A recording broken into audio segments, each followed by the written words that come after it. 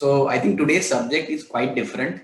Generally when a mutual fund or investment seminar has been done, it is based on some development in global economy, development in local economy, how the earnings are going to pan out, what is the impact of COVID, which sector are benefited because of COVID, which are not, where which sector we select, which market cap preference we should go for, large cap, mid cap, small cap.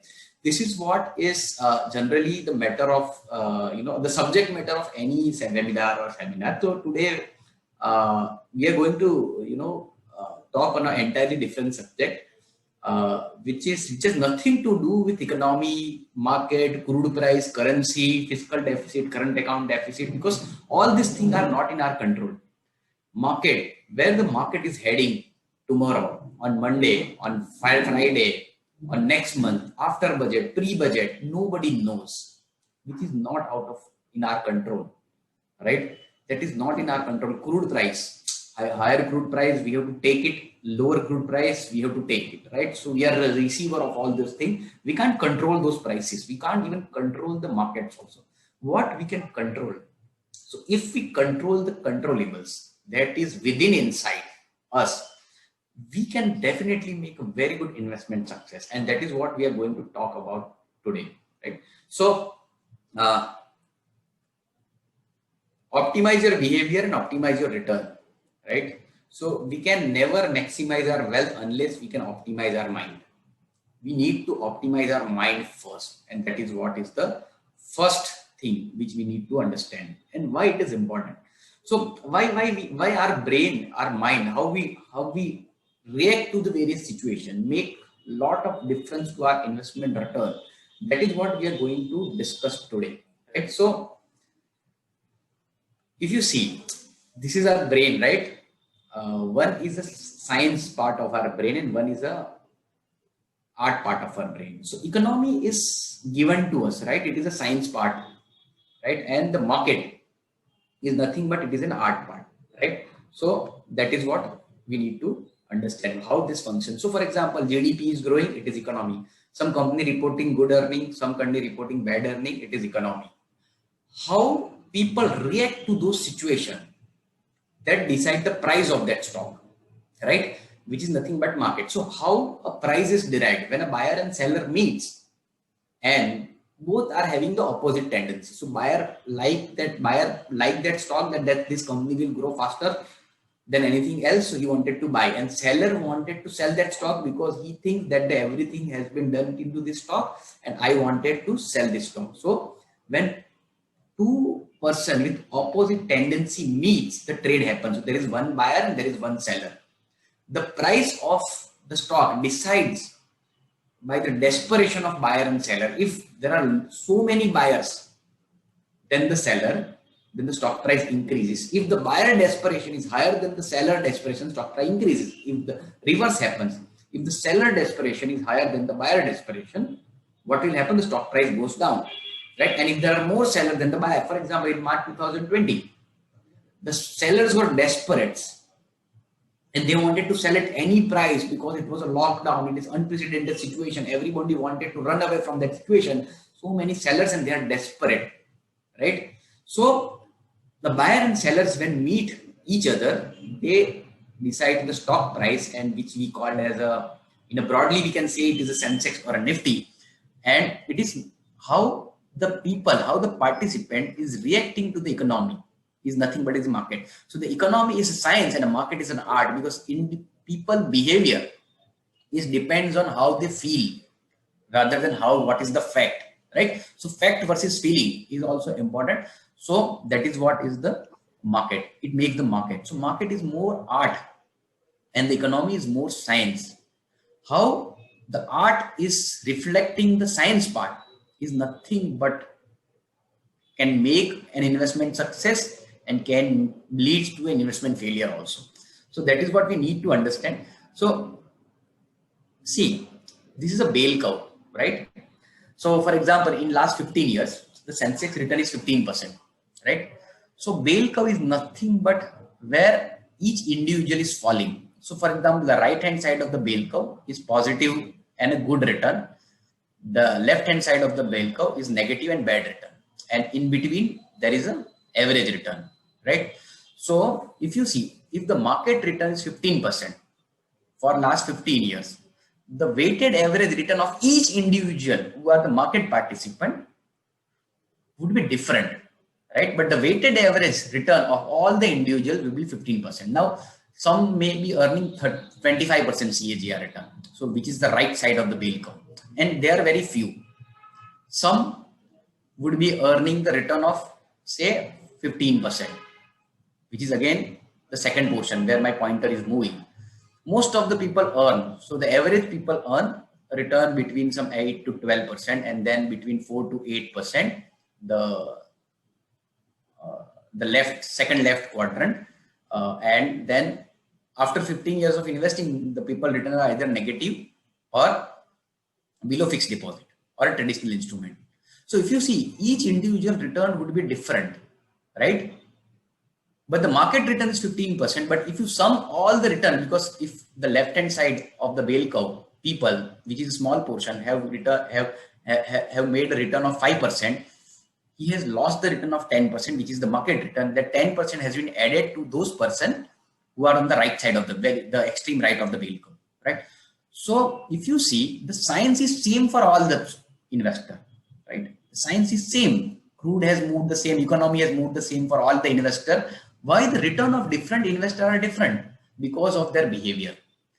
The behavior of the people on the left hand side of the bell curve is entirely opposite to the behavior of the people who are on the right hand side of the bell curve. And what these two people does differently, that we need to understand today. So that is what the behavior, the art of the behavior of every individual is different to the different situation. And that's why different people would have different return. How to be on the right side of the bell curve, that is what is the key learning, and how these people behave, right? That is also we need to understand throughout this presentation. So just to give you the proof of this thing, how it works. So if you see, this is Sensex. This is an art, and earning of the Sensex, which is fixed into the balance sheet, right? This is an economy. How they have moved. So if you see, this blue line of the Sensex is your earning, Sensex earning, and the red line is Sensex value. So both have moved in tandem, right, with each other in a long run. But if you see in the short run, there are some period where the Sensex have moved ahead. For example, in 2007, moved ahead of its earning. So it is called positive sentiment. People are very positive. The buyer is desperate, more desperate. Then what happens? Subprime crisis happened. The economy has fallen less. The earning has fallen less, but the Sensex has fallen more, right? So this is negative sentiment. The seller is desperate during this time, right? And the buyer is cool. The buyer is in scarcity, and the seller are desperate and they are in plenty, which is called a crowd behavior. So if you see, generally the Sensex is more volatile than Sensex earning, and that is how it is an art part of investing. So when it is undervalued, the red portion is, the red line is down, then the blue line, it is called undervalued Sensex, right? So if you see in the recent crisis in March 20, the economy has fallen slightly initially, but the market has fallen a lot because of people's behavior. They are desperate seller at that point of time, right? So this is what we need to. So the red line is your art part, the blue line is your science part. But they go, finally the red part has to follow the blue line, right? It moves toward the blue line. If the blue line grows, the red line has to grow. But it is in a short run, there will be mismatch. This mismatch can be used as either opportunity or either it can create a big disaster. In 2007, it was if somebody would have invested, it's a disastrous decision. In 2009, after subprime crisis, somebody would have invested. It is actually, he would have got magical return. So if somebody who has invested in March 2009, his today's return was 18% CAGR, and somebody would have invested in December 2007, which has actually spent a longer time in the market, his return is just 6% CAGR. And that is what is the behavioral difference one need to understand. So what is market, right? So we see various ratios like price to earning ratio, right? So how price is moving with respect to earning. If earning is moving slower than the price, the PE ratio increases. That we have, these are all technical parameters. Similarly, the another ratio is market cap to GDP. The GDP is economy and market cap is nothing but art. Book value to price, price to book value, right? So all these ratios are nothing but it is the numerator is your art and the denominator is your science part. So the numerator is behavior, the denominator is economics, the numerator is sentiments, and the denominator is fundamental. Right? How the sentiment reflects to the fundamental will make the market overvalued and undervalued, and you can control your sentiment and behavior. You can control the numerator of yourself, not the markets, right? You can control the behavior of your own, you can control the sentiment of your own, but you can't control the denominator. You can only control the numerator. So what we are going to talk today is about the numerator, which again is an art, and the bottom portion is science. So that is what is the discussion's topic today. So it's arts versus science. So there is always fight of art versus science. So investing is both art and science. Science, we listen a lot from economists, right? We need to understand what kind of art one require to manage this both part. And let's start with this. So Sensex versus earning, we have already discussed, so I'm not going to discuss it further. So what has happened during any fall? Right, so this is graph from 3rd January 2020 to 31st July 2020. So market fell by 38% and then rose by 45%. And generally, if you see, the fall is always steeper, right? What is the reason the fall is always steeper than the recovery, right? So for example, the fall happened in just 2 months and the recovery took 8 months. So 2:8. It is the fastest recovery so far, but still it took longer time than the fall. Why it happens? For example, I will give you an example, right? If today I tell you that India is going to do very well in next 10 years and it will become the world's third largest economy in next 10 years, please invest. It is a 10-year growth story. What would be your reaction to it? When will you invest? So now, because I have tell you the positive thing, right? You have ample time to act in. So some of you may invest on Monday. Some of you may invest on next week. Few of you may invest after 3 months. Some of you may invest after 1 year also. So if you see, the buying is spreaded. So you can't have a desperate buyer when I think and when I speak any optimist thing, right? But if I tell you some negative news that this organization may fail, the market will correct very sharply, or some bad news will happen with Indian politics or India-China border, right? And if it is a negative news, all of you have to react on Monday itself. And when all react on the same day at the same time, the problem is of 2%, the correction will come out 20%. Because when too many people react at the same time on the same news, the reflection in the price. So now you are having desperate sellers and buyers are few. The stock correct more than the actual problem. So for example, when earthquake happens, right, everybody start running at the same time out of the building. And most of the fatal death happens not because of the earthquake, it happens because of the stampede. So the stampede create the problem. So whenever there is a negative news, the general tendency is to run away from that. And when so many people try to run away at the same time, the market correction has started. So I'm just giving an example in the context of COVID also, right? So gut feeling versus analysis. If you do too much analysis, you will finally paralyze. Too much analysis lead to paralysis. For example, during crisis, what could have happened? First, you are an investor, so you have already invested. So your portfolio value is down. You know that when market fall, you have to buy. That is science. But nobody could buy, or very few can buy. Why it happened? First, your existing portfolio is down. Your factory is closed, or your job is not. There is a doubt about your job. Your factory is closed. If you open your TV set, it's showing you negative news. If you check any economies, they are very negative and cautious. If you see within your neighbor, one of your neighbor will get infected because of COVID, and every financial advisor community is cautious. So if everything is negative, how can somebody invest if they have cash? Because you start analyzing so many things during that time, and too much analysis leads to paralysis, right? So because of this environmental issue, newspaper, everything, media, everything, it take away your courage, right? It take away your courage. It steals the analytical ability within you. So but the says is that when a great crisis meets with great courage, it will create great wealth. And too much analysis leads to paralysis. So this is what is the behavioral things which is happened with everyone during crisis. But if you see, the market moves like pendulum, right? So when a pendulum moves from one fag end to another fag end, if the left hand side is an undervalued market, in the center it is a neutral sentiment. Neutral sentiment means your sentiment is in line with the economy, right? So it is called fairly valued market, and the right hand side is a overvalued market, right? So the way the pendulum moves from any fag end to the center, the valuation also moves from. So your very bad mood will not remain very good for a long period of time. Eventually it will improve to fair value, to neutral mood. Your very positive mood will not remain positive for a long period of time, because market reflects the mood of the people, and it will again settle at the fair value, and it will finally remain at the fair value, right? So if the moods are negative, it will come to the fair value. If the moods are positive, it will come towards the fair value. So this one need to understand.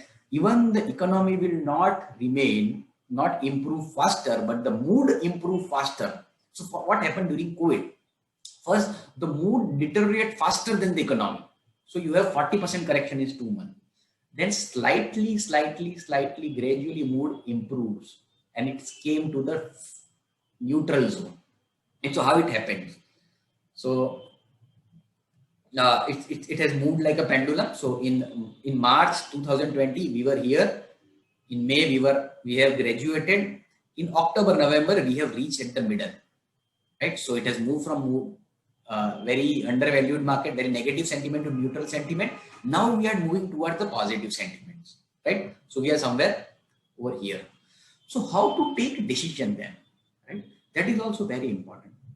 And how we take such kind of decision, how our brain functions when the crisis happens, that also need to understand.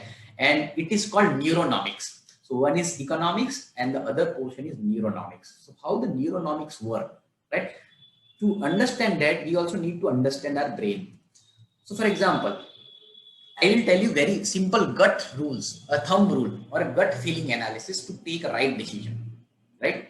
How to take a right decision during crisis or during any time, during boom also, during bubble also, during burst also, right? How to take a right decision, some behavioral rule, not any technical rule, right? So we all wanted to fall on the right side of the bell curve, right? All of us. I will make more return than the average people, then you will become wealthier, right? If you are growing with the industry. For example, 20 years back, the lower class was having cycle, the middle class was having two-wheeler, the top class was having car. Now, after 20 years, you are riding a bike. Is it mean that you have moved from lower class to middle class? No, the entire pyramid has shifted. So now the lower class is running the motorcycle, the middle class is running a car, and the top class is running a luxury car, or they are even running a cycle, which is more advanced, right? Top classes. So you have not, if you are before 20 years, somebody was riding a cycle and today he is riding a bike. It is not a growth. Entire pyramid has shifted and you have shifted with the pyramid. Alpha creation is, what does it mean? You have shifted within the pyramid, right? So how alpha creation happens? So you have to build a view, right? That view could be right or that view could be wrong, right? If your view is wrong, you can't make alpha. You can make an average return, right? So alpha creation not happen if your view went wrong. So this 2 quadrant, your view has went wrong. Now, when your view get right, you have to check another 2 things. Whether the people, majority is with you or not. If the majority is with you, for example, the market is going to rise in next 1 year. That is the view of everyone. Everyone will buy on next Monday, and whatever is going to happen after 1 year in the economy will reflect in the market on Monday only. So market discount the future, right? That is what people tell. So you can't create alpha, because when you buy, many people have already bought with you. The stock price has gone up, so you have buying at higher prices. And if you buy at higher prices, you can't have the alpha creation, right? So when you went right on a thesis where consensus majority is also with you, you can't create an alpha. So in this quadrant, also you can't create an alpha. You will again get an average return, but you can only create alpha when you went right and majority is not with you. So whenever, most of the time, you are taking a right investment decision, do not expect the crowd is with you. Nor your family friend is not with you, your friend is not with you, your colleague is not with you, your chartered account is not with you. So whenever, the wealth only get created when you go right and people are not with you. So always, and see, it is called idiosyncratic behavior also. Why it is idiosyncratic behavior? Because the entire intellectual is moving towards one direction and you are moving towards another direction. So when entire crowd is moving towards another direction and you are moving towards a different direction, right? You will look like a dumb, you will look like an idiot at that point of time, and nobody would like to be an idiot. And that's why it is very difficult to exhibit that behavior. It is called idiosyncratic behavior, right? And but the wealth will get created over here, and that is what. So whenever you are taking any right decision, do not expect that the world is with you. You are, most of the time you are alone, and that is what is the behavioral modification rate.